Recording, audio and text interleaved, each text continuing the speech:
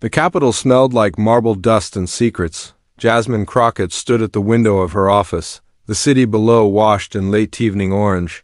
Her phone vibrated once, then again. She ignored it. Her attention was fixed on the small, unmarked USB drive resting on her mahogany desk like a loaded gun. "Play it," said the young staffer across from her, barely able to hide the tremor in his voice. "I triple encrypted it before sending it. No one can trace it back to us, but once you hear it, there's no unhearing it." Jasmine didn't respond. She picked up the drive slowly, deliberately, like a relic from a battlefield. She inserted it into her secure laptop. Her office filled with a brief, whirring silence. Then the recording began. The voice was unmistakable. Donald J. Trump, brash, laughing, surrounded by clinks of glasses and sycophantic chuckles at what was clearly a closed-door Mar-a-Lago fundraiser, and then, like a bomb with a velvet fuse, "Melania? Please, that woman hasn't looked me in the eye since 2018. You think I married her for her opinions?" Laughter, uncomfortable at first. Then louder, crueler. He didn't stop there. "I keep her around because America likes the dress. But if she disappeared tomorrow? I'd trade her for a polling bump in Pennsylvania." The audio clipped slightly as more laughter filled the space. Jasmine paused the recording, heart racing, but face unmoved. In that moment, silence became her armor. She closed the laptop slowly, her fingers pressing against the lid like she was sealing a vault. Her gaze shifted back to the window, the Capitol dome gleaming like a lie dipped in gold. She exhaled, controlled and precise, as if releasing the weight of generations. This wasn't just crude misogyny. This wasn't just a broken marriage aired behind closed doors. It was an X-ray into the rot at the heart of American leadership. A man who would sell the symbol of family for applause, who saw loyalty as a costume and who believed women were ornamental. And now Jasmine had the receipt. "I need to talk to the Oversight Committee," she said without turning. "Tonight."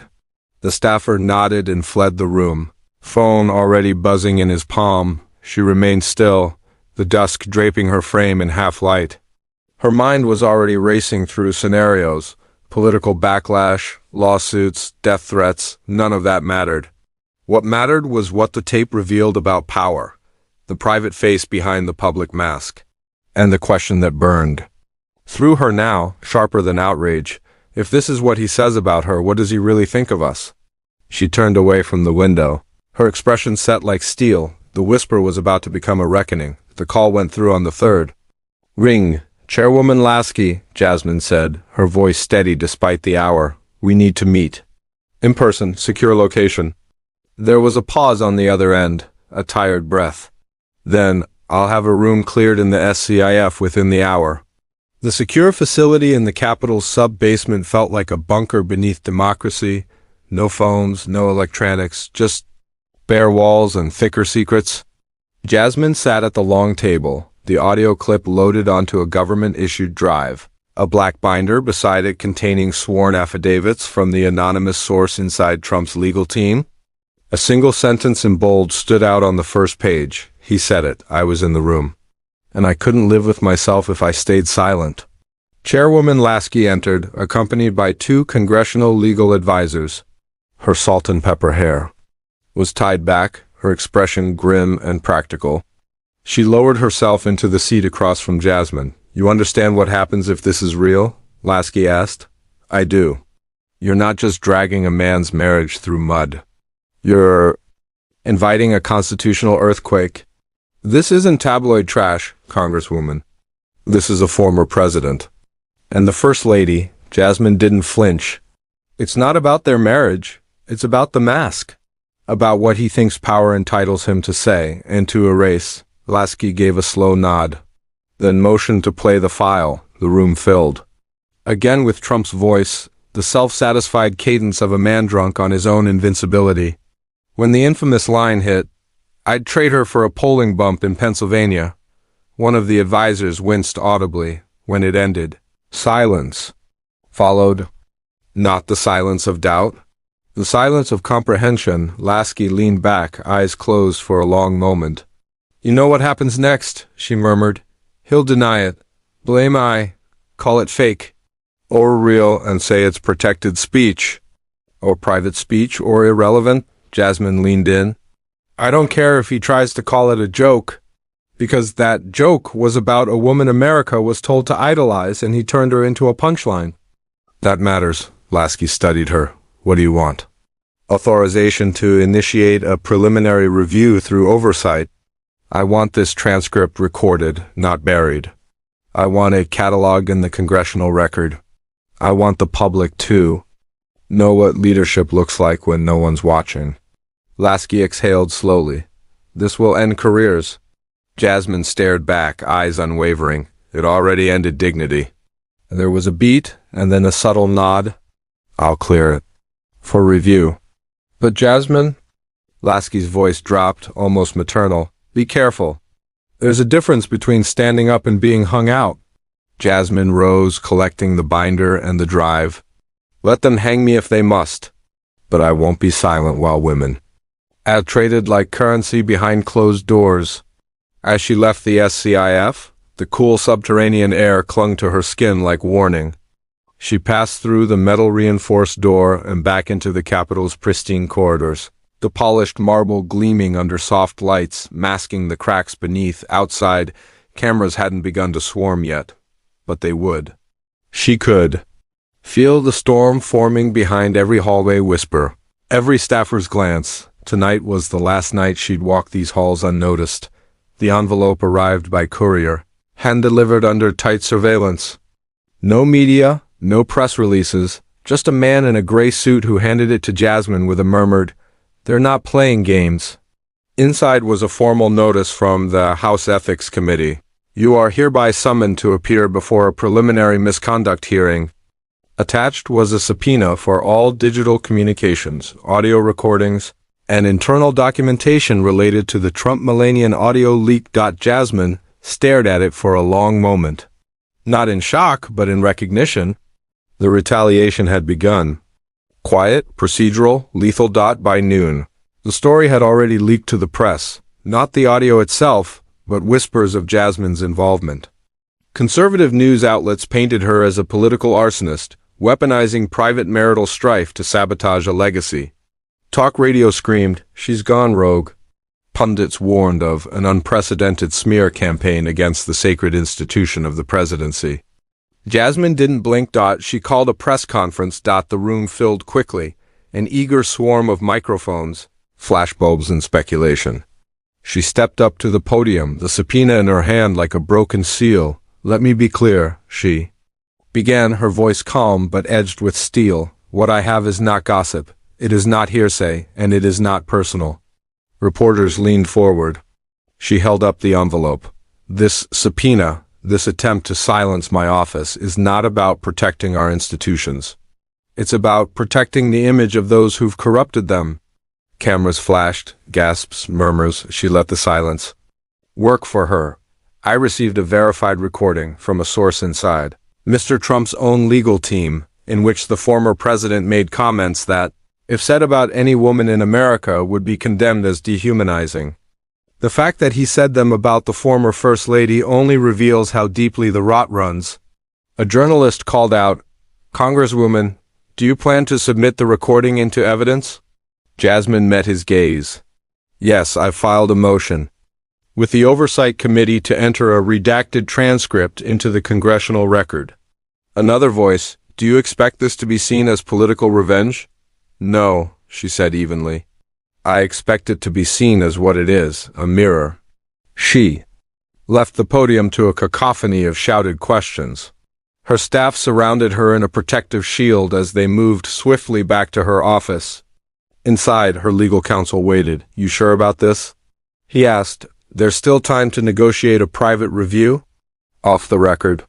"No," Jasmine said firmly, unbuttoning her blazer and sitting at her desk. "They expect me to?" "Blink, I won't," he hesitated. "The Speaker's office might move to suppress the motion," she nodded. "Then I'll leak the summary, not the full transcript, just the part that matters. Let the people hear his words." He rubbed his temples. "This will get bloody." Her eyes darkened, fire flickering beneath their calm. Then it's already more honest than most things in this town.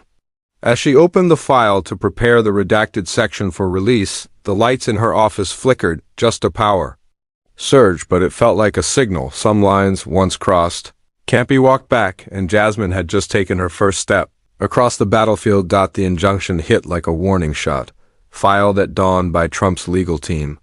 It accused Congresswoman Jasmine Crockett of defamation, unlawful surveillance, and political exploitation of private marital dialogue. The document, delivered by federal marshals and accompanied by a press blitz, was thick with legalese and venom. It called the leaked transcript an AI-generated forgery, designed to humiliate the former president and destabilize American institutions.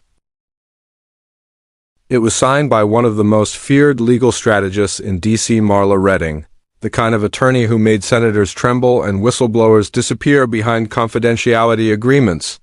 She had represented billionaires, defense contractors, and foreign diplomats. And now she represented Trump inside a small war room 2 floors below the Capitol. Jasmine's team huddled around a digital screen displaying the filing. Her chief of staff muttered, "It's not just suppression. They want you discredited, publicly, legally, personally." Jasmine leaned forward, scanning the text. "False, malicious, and reputationally catastrophic. They're not pulling punches. They want to put you on the defensive. Drown you in lawsuits before the truth even hits daylight," her general counsel added. "We can delay. Ask for a private arbitration." Jasmine shook her head. "No arbitration. If they want a courtroom, I'll give them one." He frowned. "You realize who they've put on this?" Marla doesn't argue. She buries. A knock interrupted the tension. A junior aide peeked in. "CNN wants a response?" 5 minutes until they go live. Jasmine stood slowly. "Let's give them one." The studio lights buzzed overhead, sterile and unforgiving. Jasmine sat across from the anchor, a sharp-tongued veteran with a reputation for pushing hard, Congresswoman. The anchor began, "You've been accused of politically motivated defamation and now face a federal injunction. Many believe you're overreaching. That this is a vendetta, not a virtue." Jasmine didn't flinch. "If holding powerful men accountable is overreaching, then we've set the bar too low for too long." The anchor pressed. "But this is about a private conversation with his wife." "No," Jasmine replied. "This is about the public man behind the private mask. When a former president reduces his wife to a polling strategy, it's not just misogyny. It's an indictment of how power sees women. And if that's private, then privacy has become a shield for impunity." The interview clip exploded across social media before she even left the building. Supporters called her brave. Critics called her reckless. But all of them were watching. The next morning, Jasmine walked into the courthouse, the air thick with tension, the steps lined with protesters on both sides. Some carried signs that read, "Truth has no party." Others held placards that simply said, "Liar." Inside, in a marbled chamber humming with whispers, she met her opposition for the first time. Marla Redding stood beside her client, flanked by a wall of suited silence. She extended a hand with a half-smile that never touched her eyes. "You'll need more than righteous anger to win here," Marla murmured. Jasmine returned the shake. "And you'll need more than money to silence me." The bailiff called the court to order. The first blow had landed. But Jasmine was still standing, eyes steady, voice unwavering, and the truth clenched like a blade in her hand. The East Wing had gone silent. No press releases. No denials. Not even a carefully worded PR pivot from Melania's office. Just an eerie, deliberate stillness that spoke louder than any public statement. For Jasmine, that silence was a message, not from weakness but from strategy. She sat in her office late into the night, the blinds half closed, the world outside reduced to streaks of light across the glass. On her desk lay a single document, an affidavit from a former East Wing staffer, sealed, notarized, and trembling with implications. Jasmine flipped the pages slowly. The language was cautious but damning. "I personally witnessed multiple instances where the former president referred to the First Lady in dehumanizing terms. He joked that she was a statue with a passport and told senior staff, 'She's good for optics.' Useless for anything else, the staffer, anonymous for now, had worked closely with Melania during her final year in the White House. According to the testimony, Melania had often walked the halls alone, unescorted, sometimes even tearless, as though she'd already grieved something she couldn't name. Jasmine stared at the affidavit, heart pounding not from victory but from moral weight. This wasn't just about humiliation. This was about erasure, how women, even at the highest levels of visibility, could be rendered voiceless within the machinery of male power. Her phone buzzed. It was a secure line, she answered quietly. "Crockett, you need to come down," said her chief of staff. "We've got a situation." Down in the Oversight Committee conference room, tension clung to the air like smoke. A bipartisan advisory panel had been assembled hastily to discuss the mounting media pressure surrounding Jasmine's motion to enter the transcript into the congressional record. A senior Democrat, clearly rattled, paced across the carpet. "This is spiraling. We're not just talking about a quote from a fundraiser anymore. We're dragging the former First Lady into open court without her consent." Jasmine looked him dead in the eye. "We didn't drag her." He did when he used her as a punchline, when he reduced her to a prop. He made this political. Another congressman, this one a Republican, scoffed. "You're weaponizing her silence." "No," Jasmine said, "I'm honoring it. Because for years she stood next to the most powerful man in the world and said nothing. Not because she had nothing to say, but because she knew no one would hear her." The room went quiet. One by one, eyes turned toward her. "You think I want to embarrass Melania?" Jasmine asked, her voice trembling but resolute. "This isn't about gossip. This is about what our country tolerates, what we excuse when it wears a suit and smiles for the camera." A woman on the panel, a veteran congresswoman from Illinois, finally spoke. "You realize what happens if we move forward. You'll be called a traitor to decorum, to civility." "Then let civility tremble," Jasmine said. That night the vote passed narrowly. The affidavit was accepted for review. The Oversight Committee would allow the audio's redacted transcript to be debated on the floor. As she exited the chamber, Jasmine's aide approached her with a flash of unease. "There's something else," he said, from her office. He handed Jasmine a small, cream-colored envelope with no return address. Inside, a single sentence handwritten in perfect cursive. "Some things are only survived by refusing to speak." There was no name, but the signature scent of Chanel lingered. Faintly on the paper, Melania had spoken, quietly, painfully in her own way, and Jasmine knew she was not just holding a recording.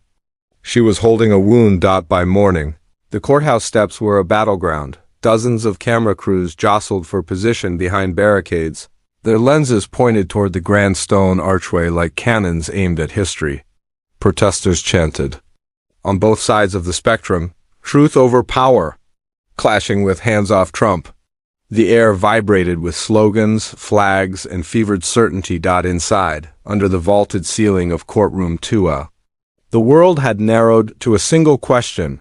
Was this political assassination or moral exposure? Jasmine Crockett sat at the petitioner's table, expression calm, suit razor-sharp. She glanced briefly at the judge, the Honorable Miriam Acosta, a stern figure with a reputation for silencing theatrics with a single look. Across from her, Marla Redding perched like a vulture in a designer blazer, flanked by Trump's legal team, who looked as though they'd been fed through a meat grinder of strategy and spin. The judge's gavel struck once. "We are here today to determine whether the petition to admit the audio recording and its redacted transcript into the congressional record, under the protection of whistleblower testimony, meets the threshold of public interest and constitutional balance." Marla rose first. "Your Honor, this is an attempt to launder gossip into precedent. The alleged recording is unverifiable, contextless, and most importantly private. The former president is not on trial. His marriage is not on trial. Congresswoman Crockett seeks to weaponize intimacy for political ends." Judge Acosta turned to Jasmine. "Congresswoman, respond." Jasmine stood, her heels clicking softly, on the oak floor. Her voice, when it came, was deliberate, measured, but pierced through the court like a clear note of conscience. This isn't about marriage, Your Honor. This is about the character of a man who once held the highest office in the nation. It's about what leadership looks like when the cameras are off, and how that private face betrays the public oath. She paused, letting the tension tighten. The statement in question, "I'd trade her for a polling bump in Pennsylvania," isn't just crude. It's calculus. It reveals a worldview where people are tools, loyalty is currency, and women are reduced to optics.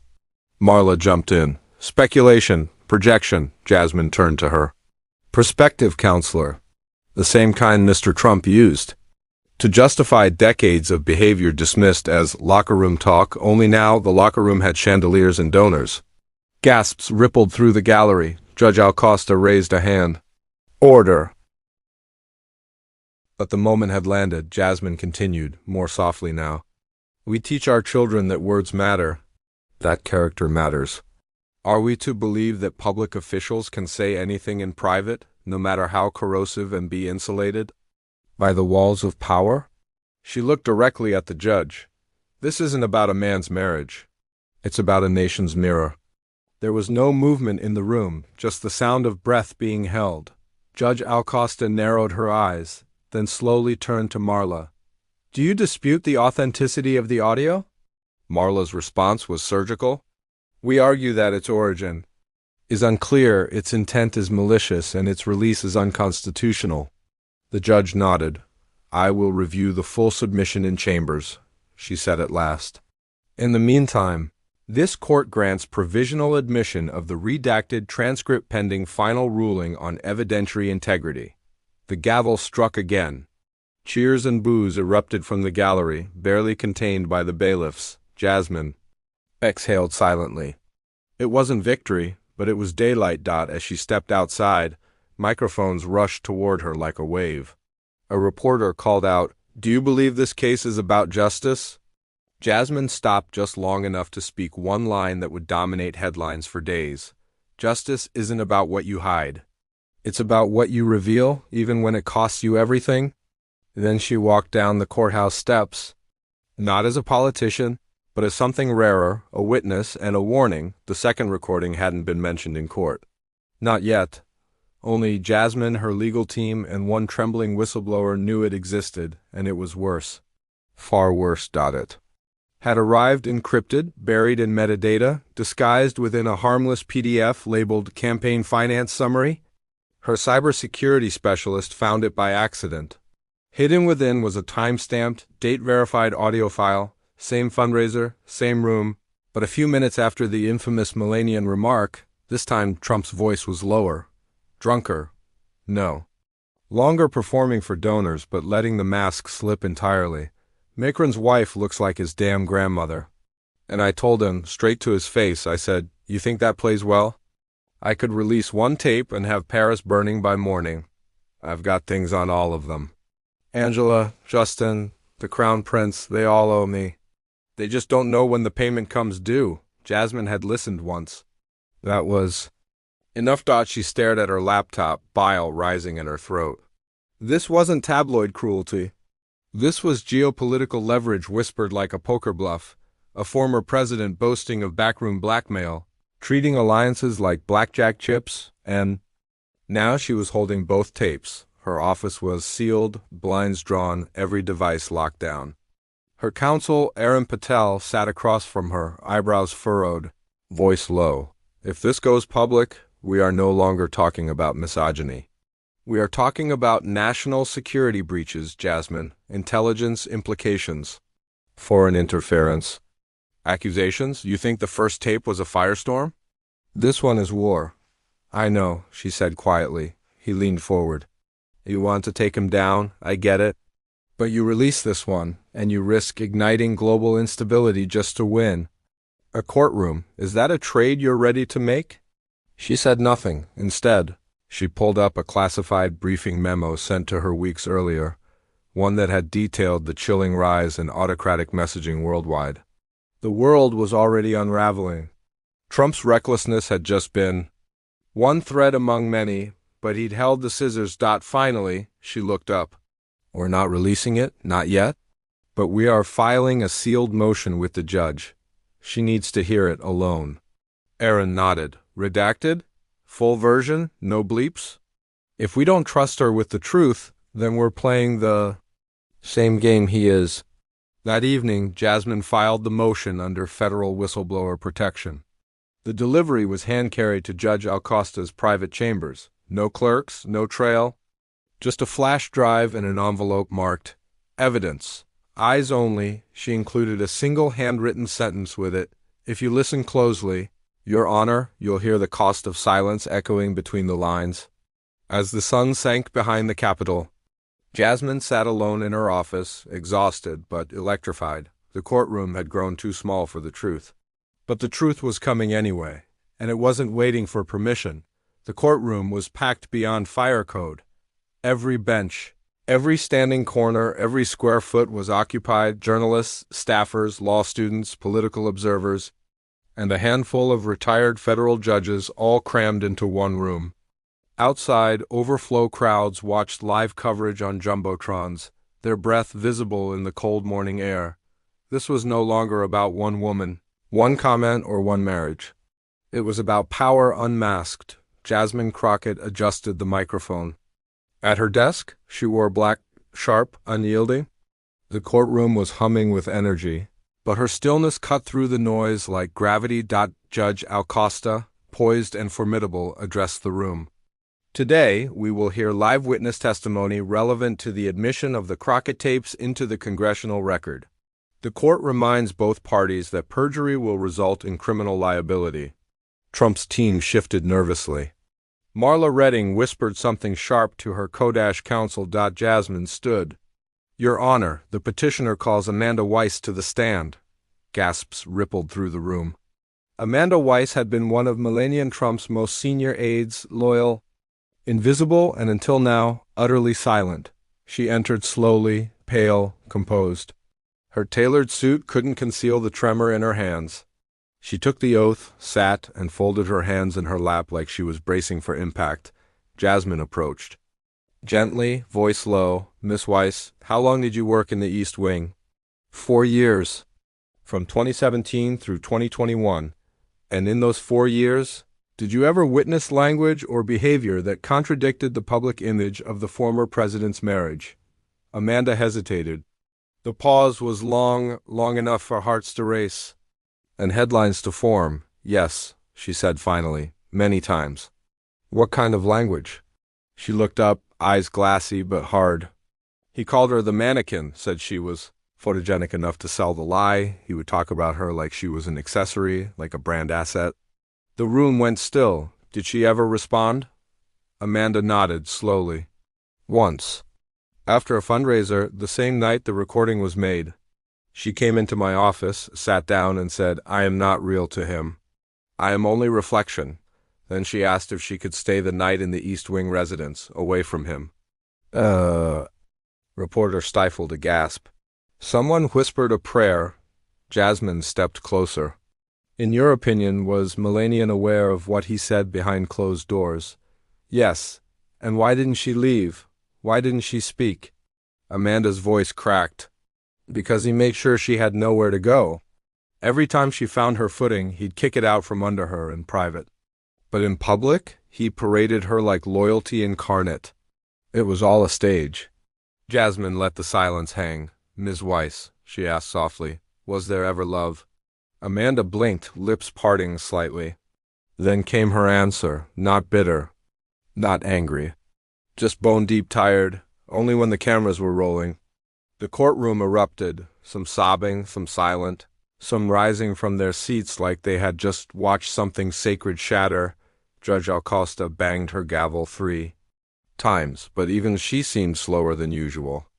The truth, once spoken, refused to retreat. Jasmine returned to her seat, her pulse a drumbeat behind her ribs. They had heard it now, not just from her, not just from an audio file, but from someone inside the gilded cage, and the cage had cracks. The media frenzy that followed Amanda Weiss's testimony was relentless.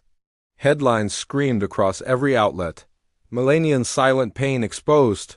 First Lady's private hell. Testimony Rocks Courtroom, and Jasmine Crockett's Reckoning. The Woman Behind the Man.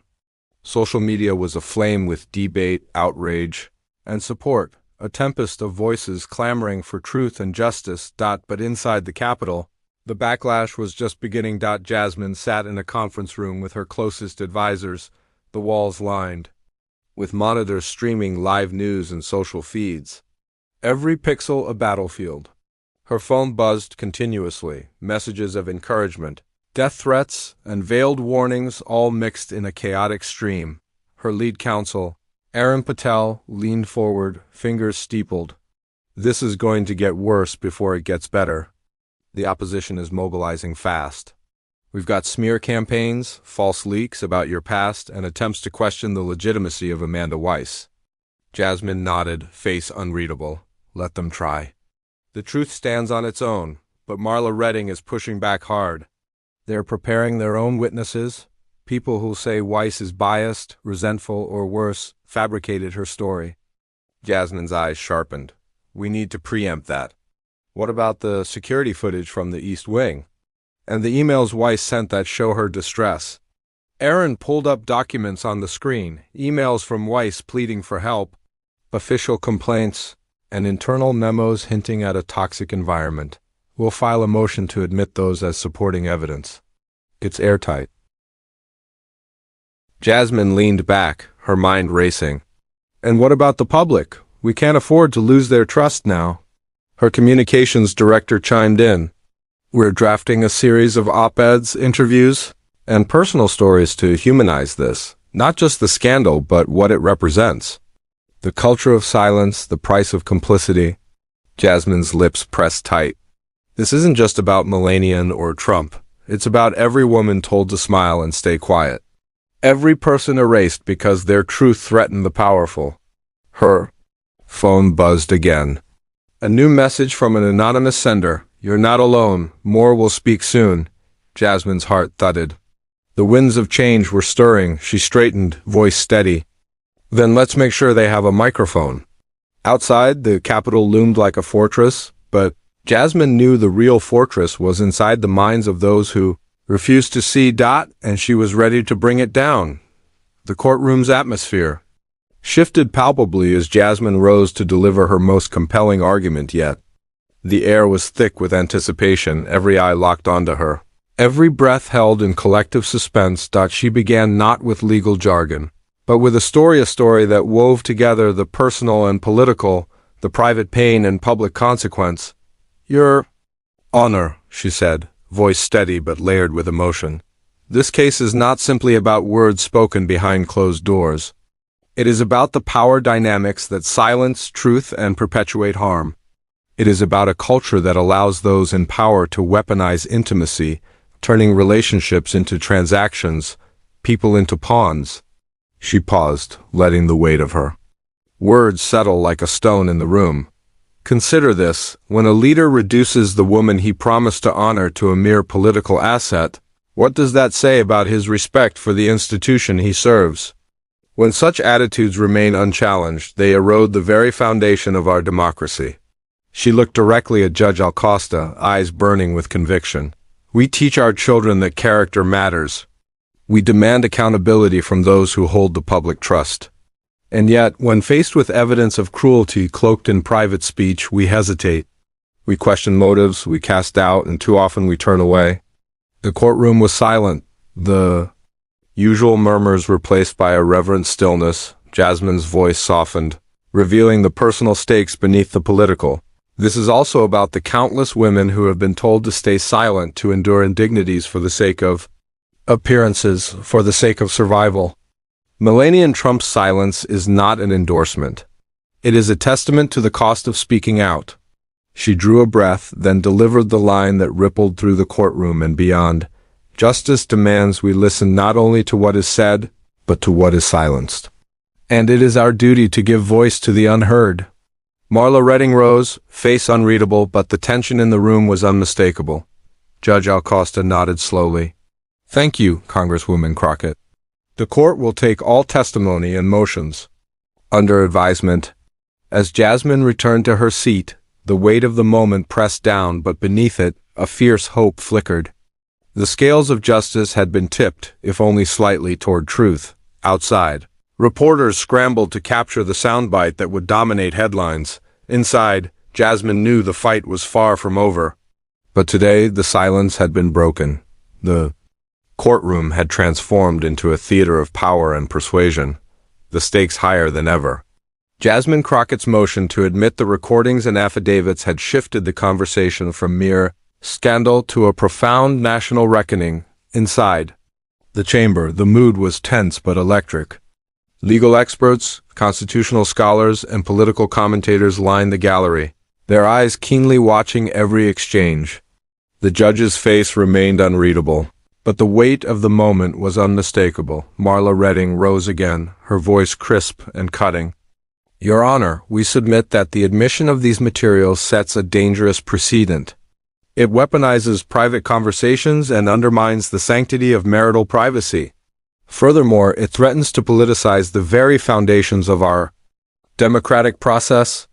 Jasmine stood immediately, her gaze steady. With all due respect, Counselor, the sanctity of privacy cannot be used to shield abuse and deceit. When private words reveal public betrayal, it is not only appropriate but necessary to hold them to account. The exchange sharpened into a courtroom duel, each point a sword thrust, each rebuttal a shield.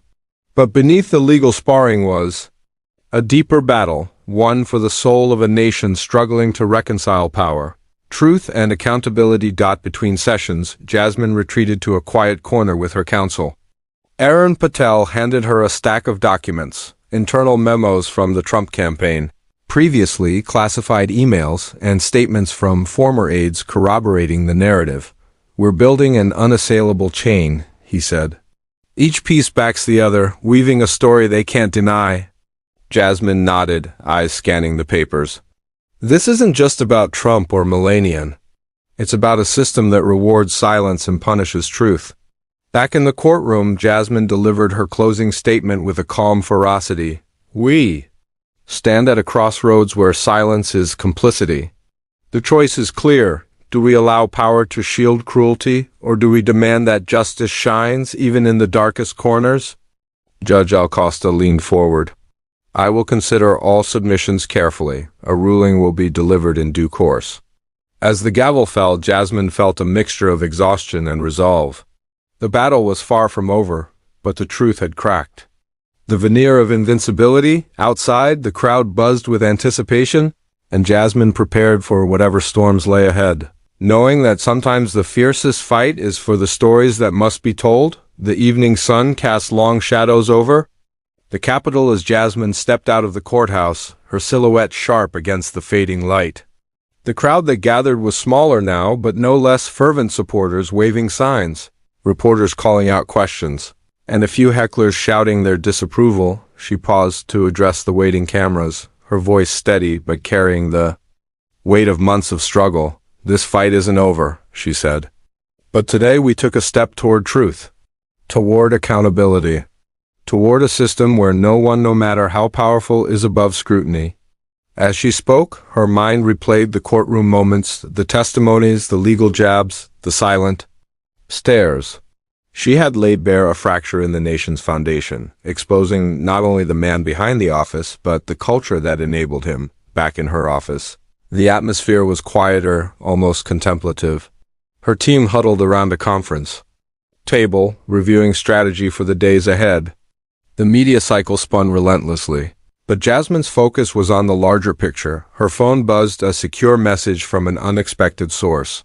Melania's legal counsel. The message was brief but clear. Miss Crockett, in light of recent developments, Mrs. Trump is willing to consider a private mediation to address these matters discreetly. Please advise. Jasmine stared at the screen. A private mediation meant negotiations behind closed doors, possible compromises, and the chance to protect Melania's privacy while pursuing justice. Her instincts warred. Was this an opportunity for healing or a trap designed to silence the truth? She gathered her team, weighing the options. They debated fiercely, some urging caution, others advocating for transparency at all costs. Finally, Jasmine made her decision. We will respond, she said firmly. but only on terms that ensure. Melania's voice isn't lost in the shadows. This fight is about more than one woman, it's about every person denied justice because power demands silence. The weeks that followed were a whirlwind of confidential talks, legal wrangling, and media speculation. The world watched, waiting to see if the private wounds exposed in court would lead to public reconciliation or deeper division. Through it all, Jasmine remained unyielding, a beacon of resolve in a storm of political calculation, because sometimes justice isn't just about verdicts in courtrooms, it's about the courage to confront what's hidden and the will to demand that every story be told.